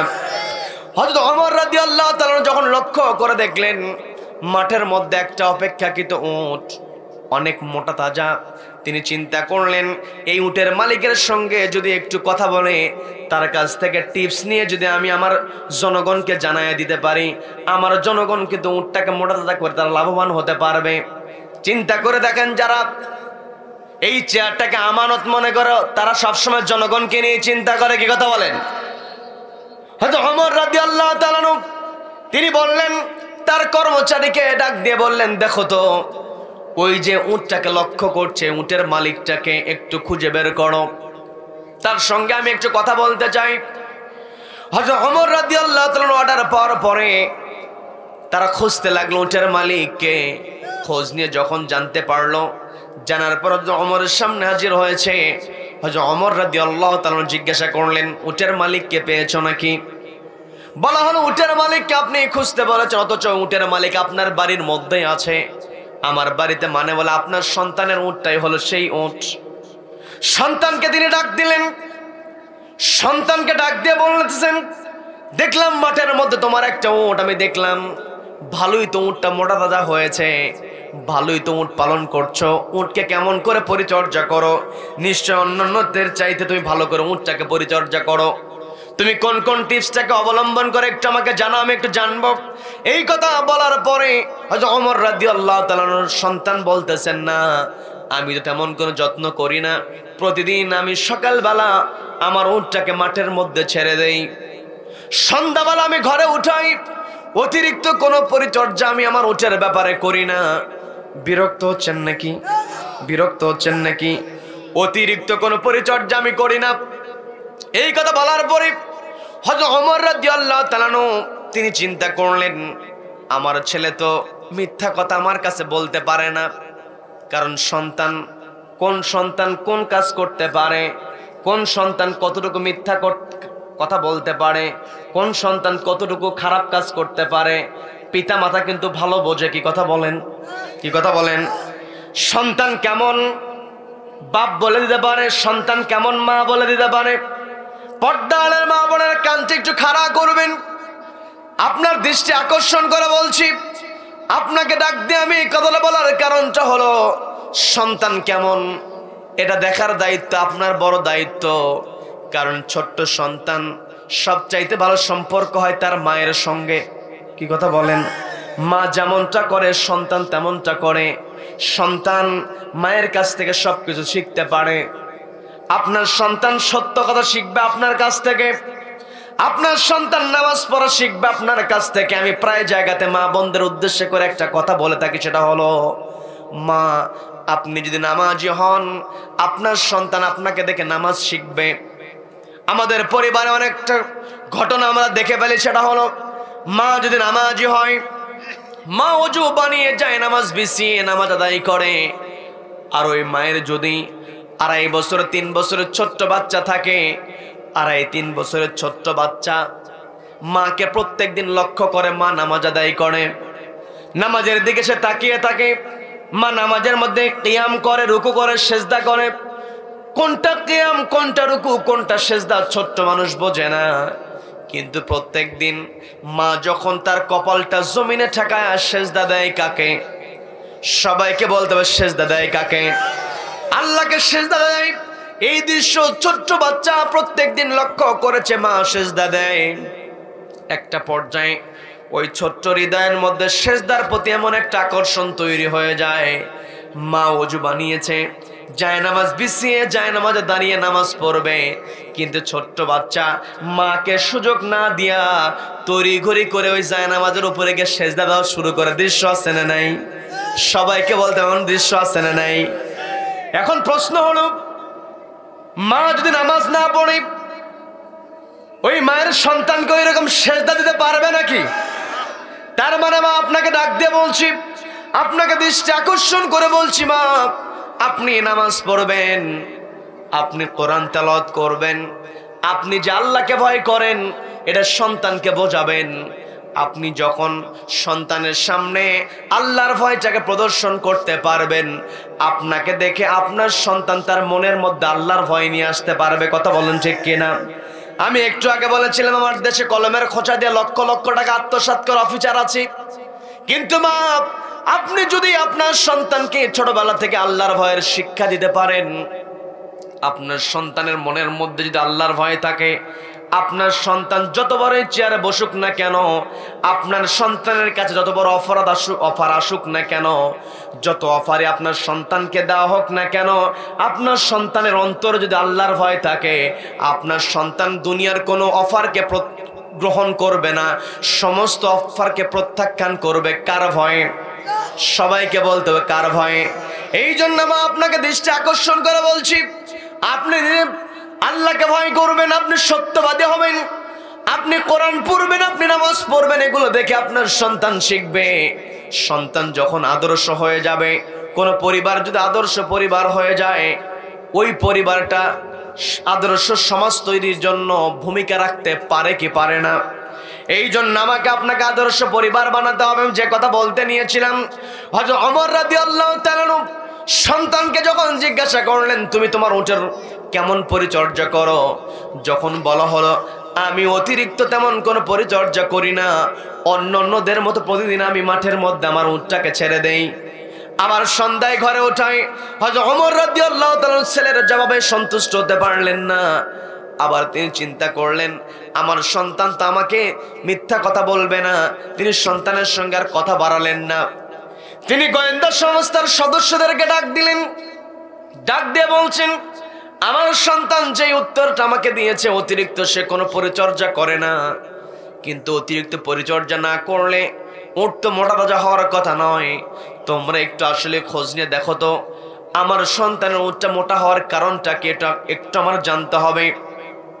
এই কথা বলার পরে গোয়েন্দা সংস্থা দায়িত্ব পালন শেষে অর্থাৎ তথ্য নিয়ে যখন হাজির হলো, হযরত ওমরের সামনে হাজির হয়েছে। হযরত ওমর জিজ্ঞাসা করলেন, কি তথ্য নিয়ে এসেছো?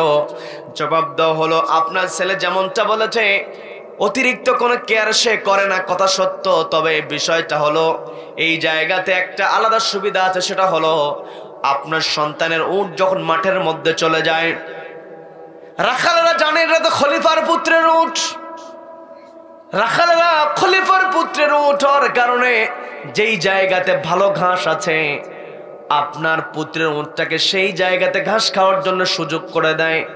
বিশেষ করে যখন পানি পান করানো হয়, পানি পান করানোর সময় সবার পূর্বে খলিফার পুত্রের উট হওয়ার কারণে সবার পূর্বে আপনার সন্তানের উটটাকে পানি পান করায়। দেখবেন আমাদের সমাজে এমন আছে, এমপির সঙ্গে যদি একটু ভালো সম্পর্ক থাকে, চেয়ারম্যানের সঙ্গে যদি একটু সম্পর্ক থাকে, দোকানে গিয়েছে, ভিড় হয়েছে, কিন্তু সে তো এমপির সন্তান, এমপির ছোট ভাই, চেয়ারম্যানের সন্তান, চেয়ারম্যানের ছোট ভাই, দোকানে ওই ভিড়গুলো সহ্য করে না, সে সেখানে গরম দেখায় যে আমি তো চেয়ারম্যানের পোলা, আমি কিছুর ওয়েটিং করব। গরম আছে না নাই? আছে না নাই? হযরত ওমর রাদিয়াল্লাহু তাআলা তিনি যখন শুনলেন, তিনি চিন্তিত হয়ে পড়লেন, দ্রুত তার ছেলেকে ডাক দিলেন। বিরক্ত হচ্ছেন নাকি? দ্রুত তার ছেলেকে ডাক দিলেন, ডাক দিয়ে বলছেন, তোমার উটটাকে দ্রুত সময়ের মধ্যে তুমি বিক্রি করে দেবা। একটা বর্ণনায় পাওয়া যায় তিনি 3টা দিন নির্ধারণ করে দিলেন। 3 দিন নির্ধারণ করে দিয়ে বলতেছেন 3 দিনের মধ্যে তুমি তোমার উটটাকে বিক্রি করে দেবে। এবং যখন তুমি তোমার উটটাকে বিক্রি করবে, তোমার উটটা বিক্রি করার সময় সবচাইতে দুর্বল যেই উট, সবচাইতে জীর্ণ শীর্ণ একেবারে দুর্বল যেই উট, যেই উটের শরীরে গোস্ত কম হবে, সেই উটের দামটাও তুমি শুনে নেবে। যখন পিতা অর্ডার দিলেন, পুত্র অর্ডার শুনলেন, কোনো কথা বললেন না। উটটা বিক্রি করে পিতার সামনে যখন হাজির হয়েছেন, হাজির হওয়ার পরে পিতা জিজ্ঞাসা করলেন, উট বিক্রি করেছো নাকি? বলে হ্যাঁ করেছি। বলে কত? বলে এত মুদ্রা। তোমাকে যে বলেছিলাম সবচাইতে দুর্বল উটের দামটা শুনে এসো, শুনেছ নাকি? বলে হ্যাঁ শুনেছি। কত? বলে এত। তাহলে তোমার উটের যেই মূল্য হয়েছে সেই মূল্য থেকে দুর্বল উটের মূল্যটা বাদ দিয়ে দাও। অতিরিক্ত যে অর্থ থাকবে যত দ্রুত সম্ভব রাষ্ট্রীয় কোষাগারে অতিরিক্ত টাকাটা তুমি জমা দিয়ে দাও। বলেন না সুবহানাল্লাহ। যখন পিতা তার পুত্রকে এইভাবে অর্ডার করলেন, এতক্ষণ পুত্র হযরত ওমর রাদিয়াল্লাহু তাআলার সন্তান কোন কথাই তিনি বললেন না। পিতার ব্যাপারে পিতার মুখের উপরে তিনি কোনো কথা বলেন নাই, পিতাকে কোনো প্রশ্ন করেন নাই। যখন পিতা অর্ডার দিলেন অতিরিক্ত মুদ্রা তুমি রাষ্ট্রীয় কোষাগারে জমা দিয়ে দেবে, এই প্রশ্ন করা, এই অর্ডার দেওয়ার সঙ্গে সঙ্গে সন্তান বলছে, বাবা এতক্ষণ আপনি আমাকে যা করতে বলেছেন আমি করেছি, আপনি এখন আমাকে অর্ডার দিয়েছেন রাষ্ট্রীয় কোষাগারে অতিরিক্ত যেই টাকাটা হয়েছে, যেই মুদ্রা হয়েছে রাষ্ট্রীয় কোষাগারে জমা দেওয়ার জন্য আমি জমা দিয়ে দেব। তবে আমার একটা আগ্রহ হলো, সেটা হলো আপনি যে আমাকে অর্ডার দিলেন রাষ্ট্রীয় কোষাগারে অতিরিক্ত মুদ্রা জমা দেওয়ার জন্য, এর কারণটা কি? হযরত ওমর রাদিয়াল্লাহু তাআলা বলছেন, তোমাকে আমি জিজ্ঞাসা করেছিলাম তুমি অতিরিক্ত কোনো পরিচর্যা করো কিনা, তুমি বলেছো না পরিচর্যা করি না। তোমার অতিরিক্ত পরিচর্যা নাই, তবে তুমি আমার সন্তান হওয়ার কারণে তোমার উটের একটা পরিচয় হয়েছে, সেটা হলো খলিফার পুত্রের উট। খলিফার পুত্রের উট যখন মাঠের মধ্যে গিয়েছে, রাখালেরা ঘাস খাওয়ার ক্ষেত্রে, পানি পান করার ক্ষেত্রে অতিরিক্ত সুবিধা দিয়েছে। এই অতিরিক্ত সুবিধা পাওয়ার কারণে তোমার উটটা মোটা তাজা হয়েছে, যার কারণে তুমি অতিরিক্ত মুদ্রা পেয়েছো। আর কিয়ামতের ময়দানে এই যে অতিরিক্ত সুবিধা তুমি পেয়েছো, এই সুবিধার ব্যাপারে আল্লাহ যদি আমাকে প্রশ্ন করেন, তোমার পুত্র হওয়ার কারণে অতিরিক্ত উট যে সুবিধা পেয়েছে এই সুবিধা নেওয়া ঠিক হয়েছে কিনা, এমন প্রশ্ন যদি কিয়ামতের ময়দানে আল্লাহ আমাকে করেন, আমি ওমর বিন্দু পরিমাণ জবাব দিতে পারবো না। বলেন আল্লাহু আকবার, বলেন আল্লাহু আকবার। হযরত ওমর রাদিয়াল্লাহু তাআলা কি দৃষ্টান্ত উপস্থাপন করলেন। তাদের একটাই চিন্তা ছিল, আমি আপনি নামাজের মধ্যে বলি মালিকি ইয়াউমিদ্দিন, আমি আপনি বলি মালিকি ইয়াউমিদ্দিন, এমন কোন দিন নাই আমি আপনি উচ্চারণ করি না, তেলাওয়াত করি না মালিকি ইয়াউমিদ্দিন। আল্লাহ হলেন বিচার দিবসের মালিক।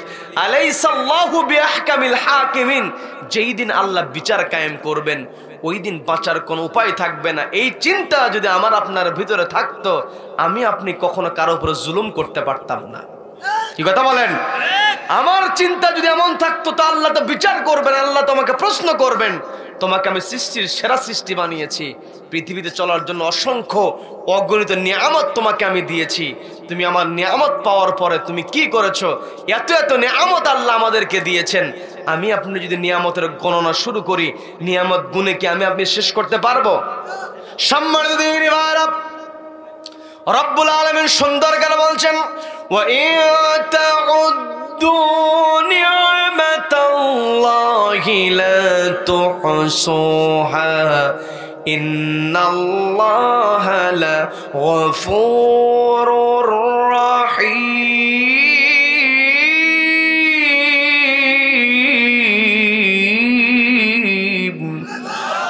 আল্লাহ বলছেন, ওয়াইন তাউদ্দু, আমার বান্দারা তোমরা যদি গণনা শুরু করে দাও, নি'মাতাল্লাহ, আমি আল্লাহ আমার নিয়ামতের গণনা যদি তোমরা শুরু করে দাও, লা তুহসুহা, তোমরা হিসাব মেলাতে পারবে না। আমাকে আপনাকে আল্লাহ রাব্বুল আলামিন এত নিয়ামতের মধ্যে ডুবিয়ে রেখেছেন। পানির মধ্যে মাছ যখন বসবাস করে, মাছের চতুর্পাশে যেমন পানি থাকে, আমি আপনি পৃথিবীতে বেঁচে আছি, আমার আপনার চতুর্পাশে আল্লাহর নিয়ামত আর নিয়ামত। কথা বলেন ঠিক কিনা? এত নিয়ামত আল্লাহ আমাকে আপনাকে দিয়েছেন। ও আমার মেহেরপুরের ভাইরা, শুধুমাত্র একটা নিয়ামতের কথা আমি বলবো, আপনাদেরকে বিরক্ত হবেন নাকি? বিরক্ত হবেন নাকি? এই যে আমরা এখানে সবাই বেঁচে আছি, আমরা সবাই জীবিত, আমাদের শ্বাস প্রশ্বাস চলছে, শ্বাস প্রশ্বাস যখন বন্ধ হয়ে যাবে আমরা মারা পড়ব। কি কথা বলেন? আমরা মারা যাব। এই যে অক্সিজেন আমি আপনি পরিবেশ থেকে নিচ্ছি, আজকে বায়োলজিক্যাল সায়েন্স যেই তথ্যটা দিয়েছে একজন মানুষ বেঁচে থাকার জন্য পরিবেশ থেকে প্রতি মিনিটে 7 থেকে 8 লিটার অক্সিজেন গ্রহণ করে। বলেন না সুবহানাল্লাহ। প্রতি মিনিটে যদি 7 থেকে 8 লিটার অক্সিজেন গ্রহণ করে, তাহলে আমি আপনি 24 ঘন্টায় আমি আপনি 10,000 থেকে 11,500 লিটার অক্সিজেন গ্রহণ করছি।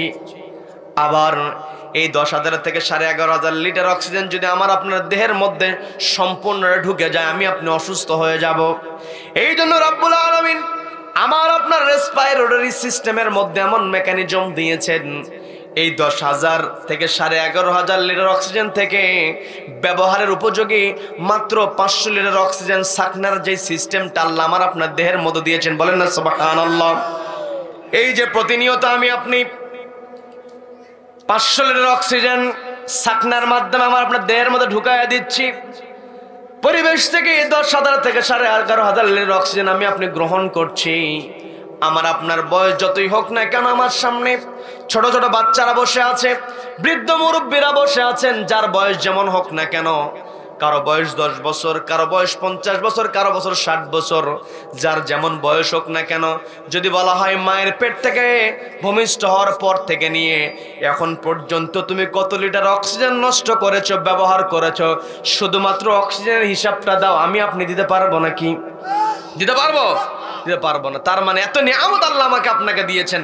আবার দেখেন এই অক্সিজেন নিয়ন্ত্রণ সরাসরি রব্বুল আলামিন নিজের হাতে রেখে দিয়েছেন। কি কথা বলেন?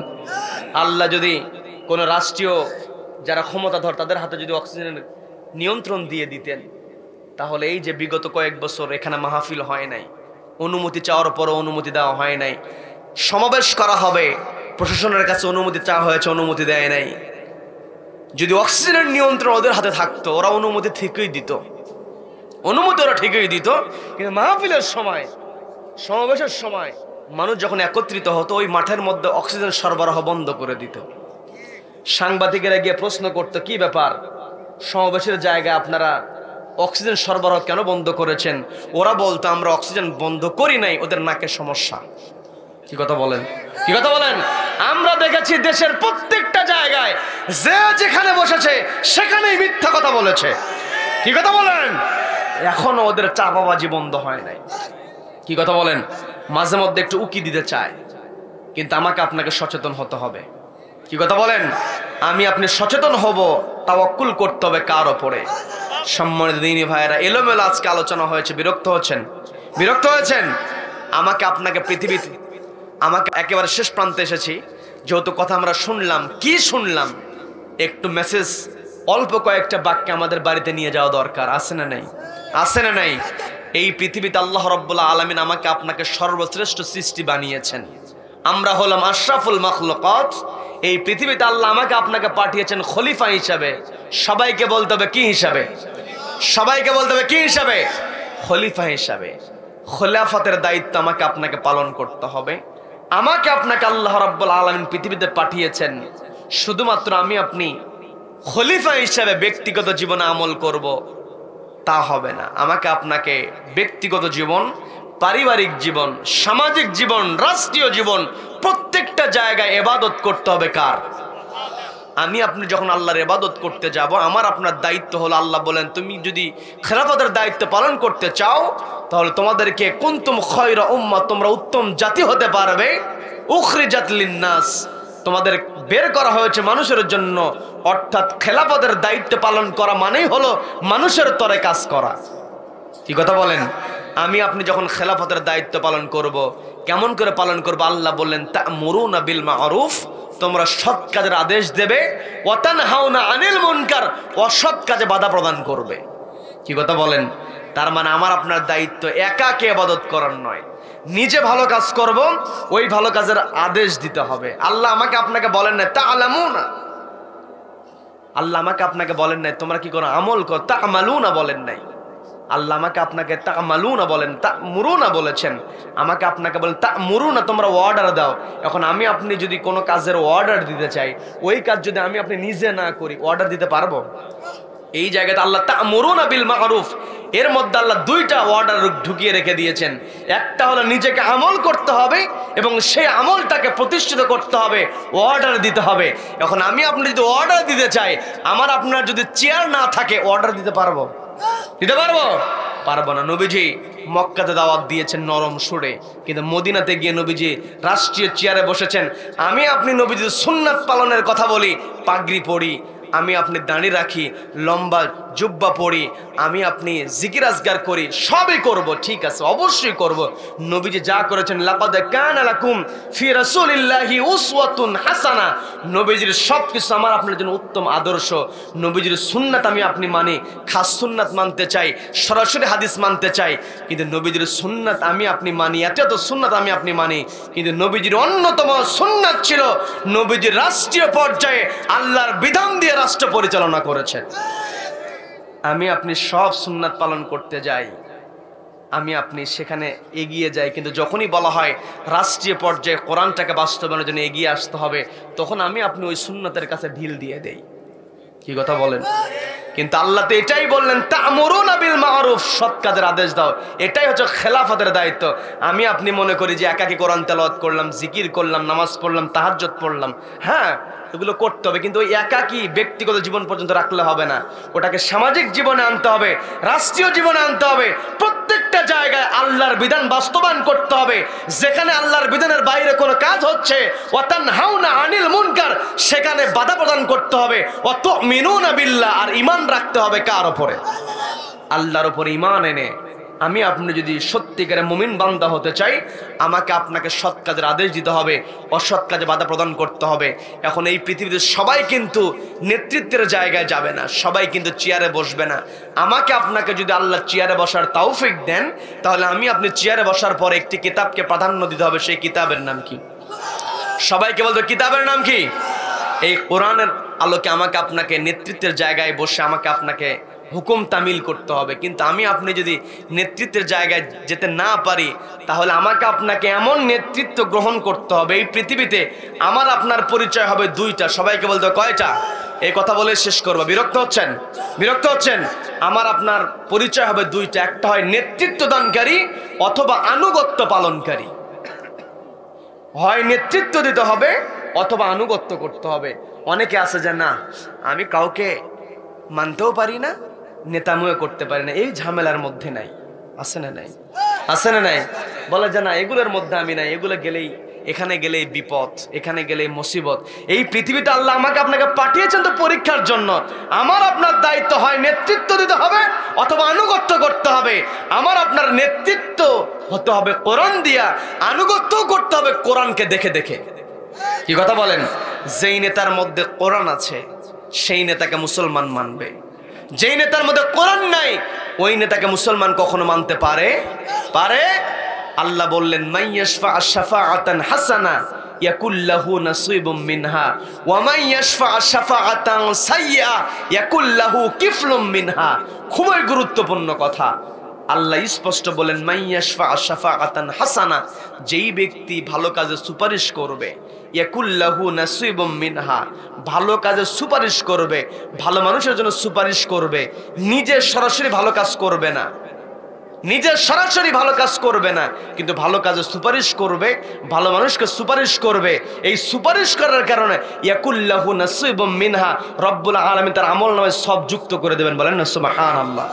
আমি বানিয়ে বলছি না, পবিত্র কোরআনের 4 নম্বর সূরা। সবাইকে বলতে হবে কত নম্বর সূরা? 4 নম্বর সূরা, সূরা নিসার 85 নম্বর আয়াত। আপনার বাড়িতে যদি শুধু বাংলা অনুবাদ কোরআন থাকে, আপনার তাফসীর লাগবে না এই আয়াত বোঝার জন্য। শুধু বাংলা কোরআন। এখানে অনেক যুবক ভাইরা আছেন, একটু আমার কথাটা একটু শুনে যাবেন, মা বোনেরা শুনছেন। পবিত্র কোরআনের 4 নম্বর সূরা, সূরা নিসা, অর্থাৎ নারীদের সূরা। মনে থাকবে সহজে, ভুলে যাবেন না। আমি আপনাদেরকে টেকনিক শিখাই দিচ্ছি, মনে থাকবে। নারীদের সূরা, সূরা নিসা 4 নম্বর আয়াত আল্লাহ, 85 নম্বর আয়াত আল্লাহ বলেছেন। 4 নম্বর সূরার 85 নম্বর আয়াত আল্লাহ বলেন, ওয়া মান ইয়াশফা শাফাআতান সাইয়্যা, যেই ব্যক্তি খারাপ কাজে সুপারিশ করবে, নিজে খারাপ কাজ করবে না, কিন্তু খারাপ কাজে সুপারিশ করবে, খারাপ ব্যক্তিকে সুপারিশ করবে। নিজে খারাপ কাজ করবে না, খারাপ কাজে সুপারিশ করলো, খারাপ ব্যক্তিকে সুপারিশ করলো। ইয়াকুল্লাহু কিফলুম মিনহা, ওই খারাপ ব্যক্তিকে সুপারিশ করেছে, খারাপ ব্যক্তি খারাপ কাজ করেছে, কিন্তু নিজে সুপারিশ করার কারণে ইয়াকুল্লাহু কিফলুম মিনহা, তার আমল নামায় গুনাহ যুক্ত হবে। বলেন নাউযুবিল্লাহ। তার মানে আমি আপনি কার সঙ্গে চলছি, কাকে সুপারিশ করছি, কার পক্ষে কথা বলছি, এটা আমাকে আপনাকে বুঝতে হবে। আবারও বলছি, আপনি বাড়িতে গিয়ে আপনার আমার আমলের জন্য, আমার আপনার এই পৃথিবীতে চলার জন্য এই আয়াতটা যথেষ্ট হয়ে যাবে। পবিত্র কোরআনের 4 নম্বর সূরা, সূরা নিসার 85 নম্বর আয়াত, আল্লাহ স্পষ্ট বলেছেন, ভালো কাজে সুপারিশ করলা সব পেয়ে গেলা, খারাপ কাজে সুপারিশ করেছো তোমার আমল নামে গুনাহ যুক্ত হবে। যখন খারাপ কাজে সুপারিশ করার পরে আমল নামে গুনাহ যুক্ত হবে, অবস্থান হয়ে যাবে জাহান্নাম। বলেন নাউযুবিল্লাহ। তার মানে আমার আপনার এই পৃথিবীতে আমাকে আপনাকে আল্লাহ রাব্বুল আলামিন সর্বশ্রেষ্ঠ সৃষ্টি আমাকে আপনাকে বানিয়েছেন, আমাকে আপনাকে শ্রেষ্ঠত্ব নিয়ে দুনিয়া থেকে যেতে হবে। এই পৃথিবীতে কিছু মানুষ হবে, তাদের স্ট্রাকচার থাকবে মানুষের, আল্লাহ বলেন উলাইকা কাল আনআম, কিছু মানুষ থাকবে যারা আল্লাহর বিধান না মানার কারণে জন্তুর মতো হয়ে যাবে, বালহুম আদল, এমনকি জন্তুর চাইতে নিকৃষ্ট, পশুর চাইতে নিকৃষ্ট কাজ করে, এমন লোক আছে না নাই? আছে না নাই? তার মানে কোরআনের বিধানের বাইরে যখন মানুষ চলে যাবে,